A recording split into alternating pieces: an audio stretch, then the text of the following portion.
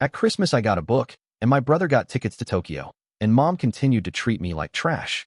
So I'm Sarah, I'm 31, and apparently I've become the family disappointment, though no one says it outright. They just gift it to me in paperback form. This Christmas, we were all gathered in the living room at my parents' house, doing our traditional present exchange. It's all pretty expected stuff every year. Mom makes too many cookies. Dad wears that same ancient red sweater with the little reindeer head poking off his shoulder, and we all sit around pretending we're still 10 years old, even though we're clearly too old to be doing this on the floor. Anyway, my younger brother Trevor, who's 29, was there too. He's always been the golden child. He's the kind of guy who could trip over his own feet, and my parents would call it a display of creative movement. He works in some vague, digital strategy job that no one really understands, but everyone assumes is very important because it involves buzzwords and international clients. I, on the other hand, am an administrative assistant for a mid-sized nonprofit. It's not sexy, it's not flashy, but I'm good at it, and I care about what I do. That doesn't seem to count for much, apparently. So we're opening presents, and my mom hands me a gift wrap package. It's rectangular, kind of heavy, not heavy like a tablet or anything, but definitely book weight. I unwrap it, and right there on the cover is this cartoon of a frazzled woman holding a wand and donuts while papers fly around her. The title? Stop Being a Child in a Grown Woman's Body. I swear to God, that's the title. I just kind of froze. My fingers were still on the wrapping paper, and I was smiling that fake, I have to smile lose it smile.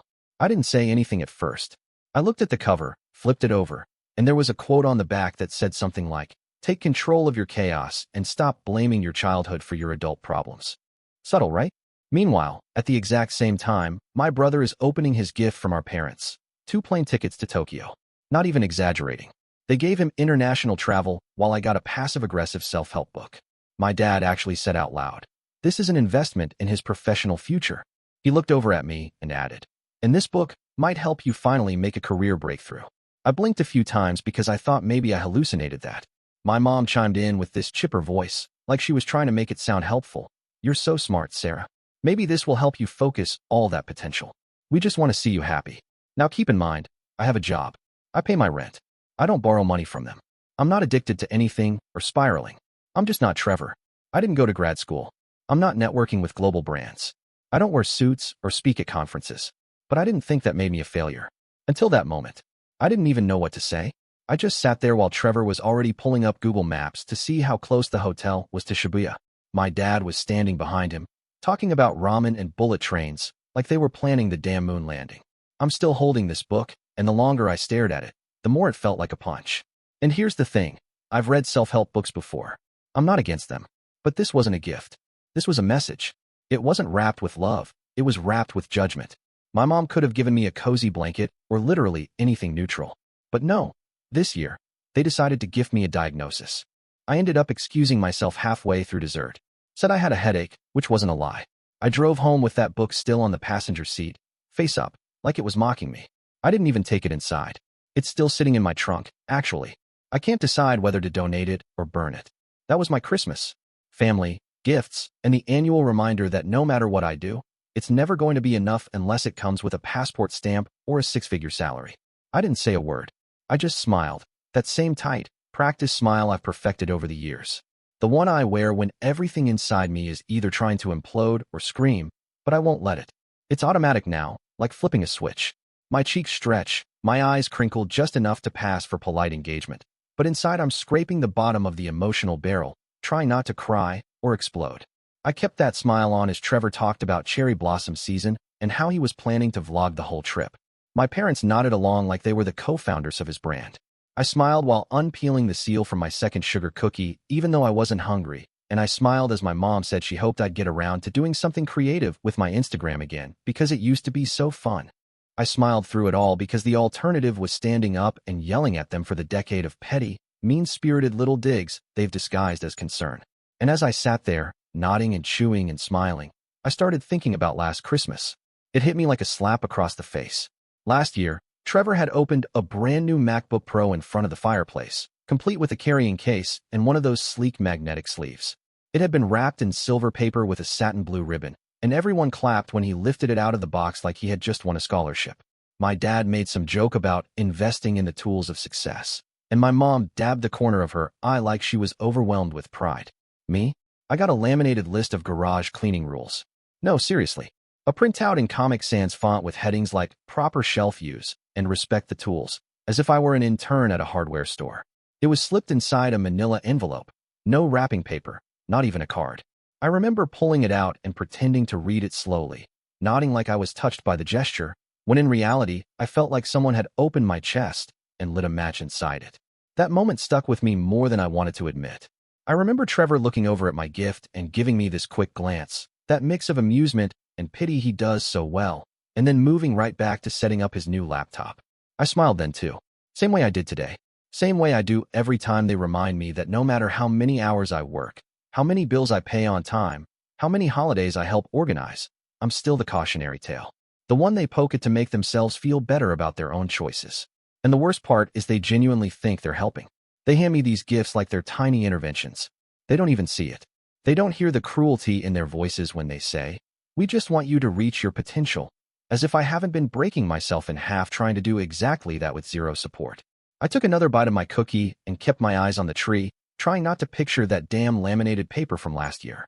But it was there, in my head, bright as ever, like a warning sign I hadn't noticed was posted on the door to this entire family dynamic. I work at an early development center for children, which basically means I spend my days on the floor in leggings, hugging babies who miss their parents, helping toddlers navigate turf wars over plastic dinosaurs, and pretending not to notice when someone shoved a glitter sticker up their nose. It's loud, chaotic, sticky, and sometimes heartbreaking, but I love it.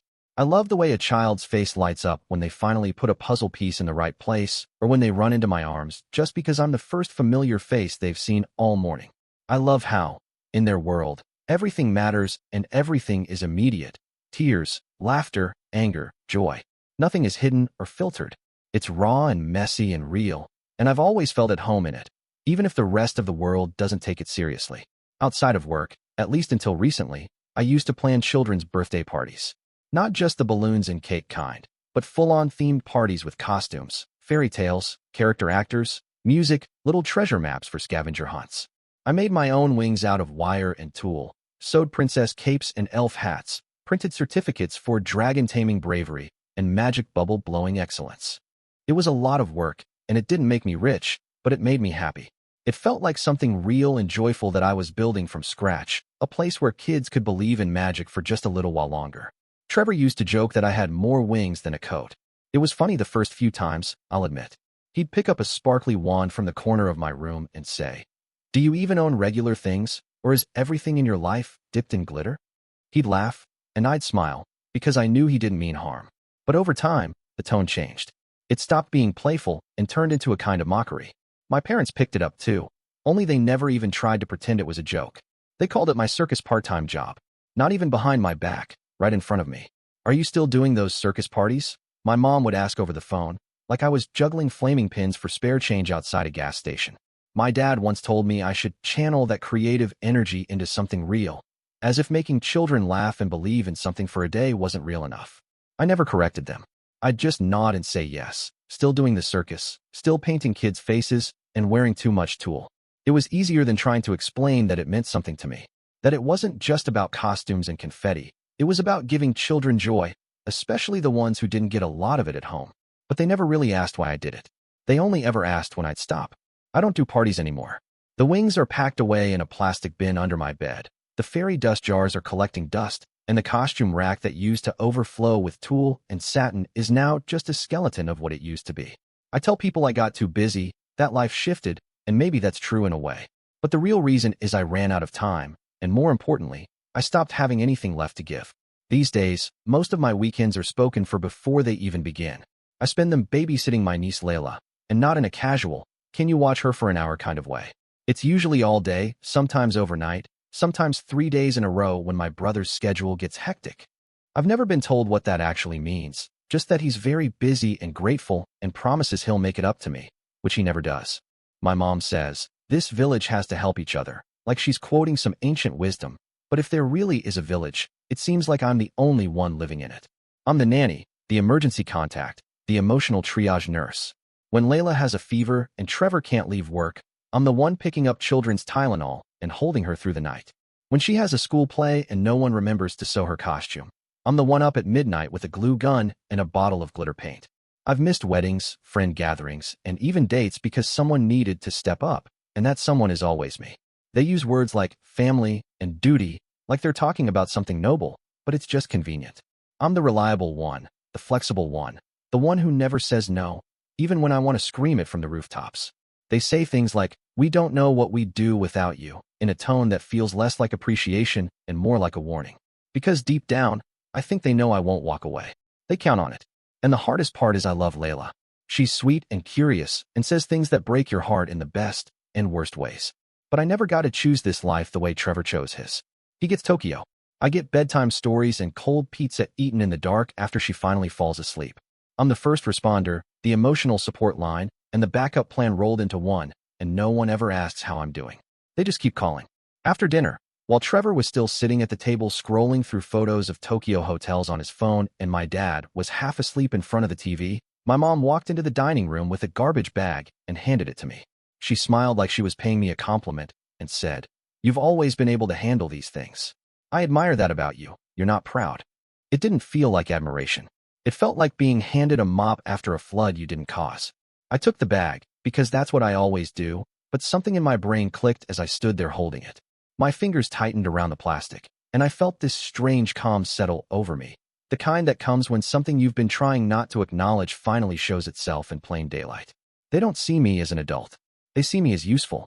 They see me as the one who doesn't complain, who will pick up the slack, wash the dishes, soothe the tantrums, drive someone to the airport at 5 in the morning. I'm not a daughter in the way Trevor is a son. I'm not someone with dreams, needs, limits. I'm the nice one, the accommodating one, the performer who keeps the family stage running while everyone else takes their bow. Even when they say they admire me, it's not for anything I've chosen or built. It's for how much I can absorb without protest. My mother didn't hand Trevor a dish to wash or ask my father to take out the recycling. She handed it to me because that's the role I play. The one who's not proud. The one who can handle it. The one who smiles and says, "Of course," even when everything inside her is unraveling. And standing there, holding that trash bag, I finally saw it for what it was. Not love, not respect, just convenience. A performance they've come to expect. That night, in the small room above the nail salon where I rent month to month, I sat on the edge of my bed and stared at the book they gave me. It was lying on the floor where I dropped it, spine bent, still grinning up at me with that cartoon woman holding a wand and a pile of donuts like she was in on some cruel joke. I hadn't picked it up again after coming home. I'd kicked off my boots, peeled off my tights, and eaten a slice of cake straight out of the fridge with a plastic fork, trying to push the entire day out of my head. But the book stayed there, reminding me. I kept looking at it, and for some reason, I didn't feel as angry anymore. Not because it wasn't insulting, it still was, but because something in me had shifted. Somewhere between the smile I forced through dinner and the silence of this room with its peeling paint and humming radiator, I realized that maybe, in the most backhanded and unintentional way, they had hit on something true. Not in the way they meant it. Not because I need to grow up, or get serious, or stop playing dress up, but because maybe it really is time I start living like a grown woman. Not the version they want. Not the one who keeps saying yes to keep the peace, but on my own terms. It wasn't a sudden, dramatic revelation. It was quiet. The kind of thought that doesn't announce itself, but just settles in your chest and makes everything else feel heavier by comparison. I looked around the room. The second-hand dresser with the drawer that always sticks, the tiny window with a view of a dumpster, the fairy wings still stuffed under the bed in a bin I haven't opened in a year. Nothing about this space screams adulthood, but it's mine. It's mine because I pay for it. I clean it. I keep it warm. And I think that's what growing up actually means. Not pleasing people who will never be satisfied. Not performing whatever role they've written for me, but finally choosing to live in the version of life that feels real to me. Even if it's messy, even if it's small, even if it's glitter-covered and quiet. They gave me a book meant to be a dig, but maybe it was a mirror. And maybe it's time I really looked. I sat with the message for almost an hour before I sent it. I kept rewriting the first line, trying to make it sound calm, clear, and final without apologizing for having boundaries. In the end, I just wrote, "Hey, I need to let you know I can't keep watching Layla every weekend anymore." I stared at the blinking cursor, then added, "I love her, you know I do, but my time isn't an unlimited resource." I didn't over-explain. I didn't offer a long list of alternative babysitters or suggest new arrangements. I just said the truth. I hit send and sat there in the stillness of the room, feeling both terrified and strangely relieved. Later, I wrote a short message to my parents. I thanked them for the book. Not sarcastically, not bitterly. Just a plain thank you. It made me think. I wrote, and I left it at that. I didn't tell them what I thought. I didn't tell them about the quiet moment on my bed when I realized how much of my life had been shaped by their expectations and my willingness to meet them. I didn't mention the garbage bag, or the dinners, or the smiles I've worn like armor for years. I just said it made me think. Because it did. And because what I thought, what I decided, is mine. Within a few days, the calls started piling up. 6 missed calls from my mom, my dad, and Trevor, all clustered together like a wave they hoped would knock me back into place.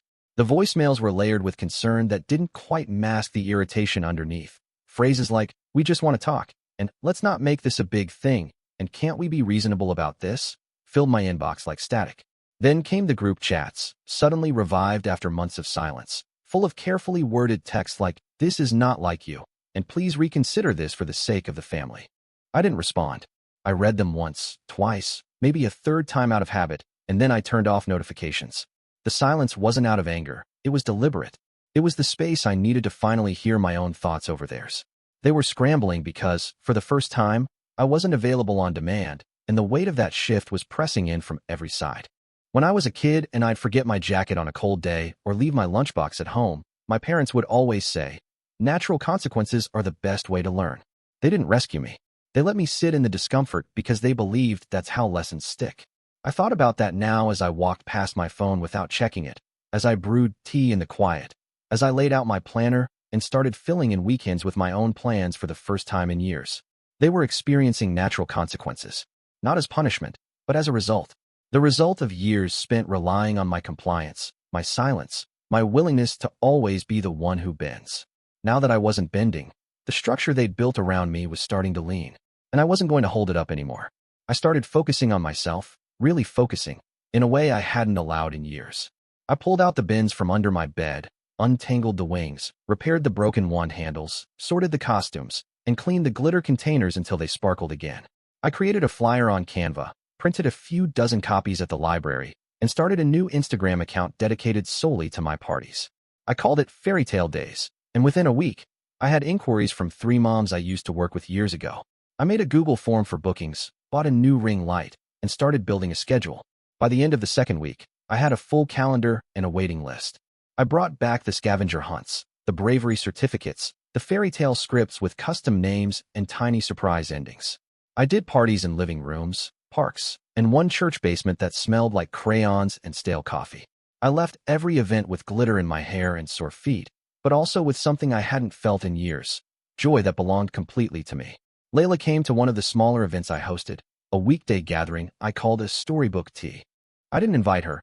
She just showed up with a neighbor and ended up wearing butterfly wings and chasing bubbles across a lawn. She hugged me 3 times before she left and whispered, "That was better than my birthday." I didn't ask for that comparison, but it floated back to me a few days later when Trevor sent a message asking if I'd been putting things in her head. Apparently, Layla kept bringing up Aunt Sarah's fairy party and ignoring all the effort that had gone into her real birthday, which featured hired entertainment, a themed cake, and coordinated gift bags. Trevor was livid. He said I was undermining him, that I'd crossed a line. He said Layla was confused, and that I needed to explain to her the difference between make-believe and proper events. I didn't respond. Then my mom sent a message saying I was being cold, that family meant showing up even when it was hard, that I was acting out of character. My dad followed it with a voicemail. His voice was measured, deliberate. He said he didn't know what I was doing or where this was headed, but that if I continued to destabilize the family, they could go to the police. He ended with, "Think about it." I listened to that message twice. The first time in disbelief. The second time with a kind of detachment I didn't know I was capable of. He didn't say what the police would even be for. There was no accusation, no threat spelled out, just a vague, sharp warning meant to scare me back into compliance. It didn't work. I turned the volume down, set my phone face down on the desk covered in stickers and ribbon scraps, and went back to editing the guest list for the next fairy tale day. A few months later, I officially launched my own mini business. I filed the paperwork, ordered business cards, and even hired an assistant named Joy. Yes, really, who had once been a theater major and could braid a crown into a child's hair faster than I could finish a sentence. We started offering themed birthday parties, weekly fairy tale days, and creative workshops where kids built castles out of cardboard, wrote their own legends, and left with wings they glued themselves. I still wore sequins and made up stories on the spot, still kept glitter in my bag and fabric scraps in every drawer. But now, it wasn't called childishness. It was called a brand. People booked us weeks in advance. We had repeat clients, glowing reviews, a real following. Schools invited us for literacy days, libraries asked for storytelling hours, and local businesses wanted to collaborate. I even got a modest grant from a community arts fund. There were spreadsheets now, receipts, invoices, income one could actually live on. The costume closet in my tiny room above the nail salon had become a full-on inventory. There was structure, strategy, even a 5-year plan scribbled on a whiteboard. My family never apologized. Not once. No one admitted the things they said, or the way they treated me, or the way they tried to shrink my life into something more acceptable to them. They never took back the book, the garbage bag, or the threats. But the strangest part is, I don't need them to. Not anymore. Because I have found something they never managed to give me. Not permission, not validation, but space. I carved it out for myself with fabric scissors and staplers and late nights filling out tax forms I barely understood. It's not the kind of adult life they pictured for me. It doesn't come with business suits or Tokyo flights or polished dinner tables where the right people are impressed. But it's real. It's mine. And I am happy. So Reddit, what do you think? Have you ever had to redraw the boundaries with your family? Have you ever walked away from being nice to finally become yourself? I'd love to hear how you handled it. What would you have done in my shoes?